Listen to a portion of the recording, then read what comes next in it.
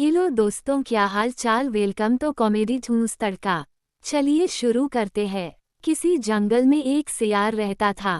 एक बार भोजन के लालच में वह शहर में चला आया। शहर के कुत्ते उसके पीछे पड़ गए। डर के कारण सियार एक धोबी के घर में घुस गया। धोबी के आंगन में एक नांद था। सियार उसी में कूद गया। इससे वह पूरी तरह नीले रंग में रंग गया। कुत्तों ने जब उसका नीला शरीर देखा तो उसे कोई विचित्र और भयानक जंतु समझकर भाग खड़े हुए। सियार मौका पाकर निकला और सीधे जंगल में चला गया। नीले रंग वाले विचित्र पशु को देखकर शेर और बाघ तक उससे भयभीत हो गए। वे इधर उधर भागने लगे। धूर्त सियार ने सबको भय से व्याकुल जानकर कहा, भाई, तुम मुझे देखकर इस तरह क्यों भाग रहे हो? मुझे तो विधाता ने आज स्वयं अपने हाथों से बनाया है। जानवरों का कोई राजा नहीं था, इसलिए ब्रह्मा ने मेरी रचना करके कहा, मैं तुम्हें सभी जानवरों का राजा बनाता हूँ। तुम धरती पर जाकर जंगली जंतुओं का पालन करो।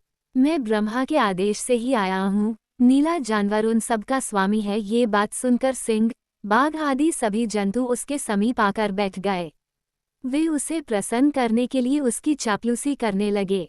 धूर्त सियार ने सिंह को अपना महामंत्री नियुक्त किया। इसी प्रकार बाघ को सेनानायक बनाया, चीते को पान लगाने का काम सौंपा, भेड़िए को द्वारपाल बना दिया। उसने सभी जीव जंतुओं को कोई न कोई जिम्मेदारी सौंपी, लेकिन अपनी जाति के सियारों से बात तक न की। उन्हें धक्के देकर बाहर निकलवा दिया। सिंह आदि जंतु जंगल में शिकार करके लाते और उसके सामने रख देते थे। सियार स्वामी की तरह मांस को सभी जीवों में बांट देता था। इस प्रकार उसका राजकाज आराम से चलता रहा। एक दिन वह अपनी राजसभा में बैठा था।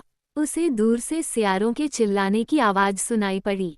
सियारों की हुआ हुआ सुनकर वह पुलकित हो गया और आनंद विभोर होकर सुर में सुर मिलाकर हुआ करने लगा।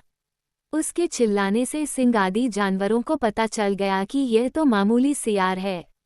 आगे बढ़ने से पहले लाइक और सब्सक्राइब कर ले। वह मक्कारी के बल पर राजा बनकर हम पर शासन कर रहा है। वे लज्जा और क्रोध से भर गए और उन्होंने एक ही प्रहार से सियार को मार डाला। इसलिए कहा गया है कि आत्मीय जनों को कभी नहीं छोड़ना चाहिए।